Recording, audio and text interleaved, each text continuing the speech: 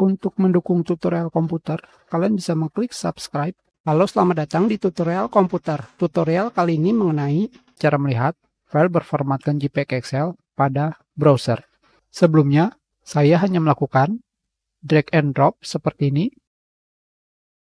Secara otomatis, kalian bisa melihat gambar berformatkan JPEG Excel. Tetapi, jika kalian mencobanya dan tidak bisa, karena dari awalnya memang tidak bisa. Karena terdapat pengaturan yang harus kalian aktifkan. Sekarang, pada browser Chrome, di sini kalian ketikkan Chrome Flex, Enter. Di sini kalian akan menemukan pengaturan Enable GXL Image Format. Kembali, kita gunakan default atau pengaturan awalnya. Kita klik tombol Relaunch.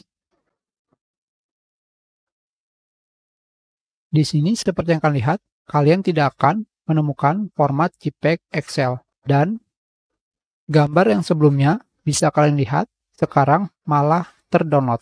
Itu karena browser sekarang tidak bisa membukanya seperti ini.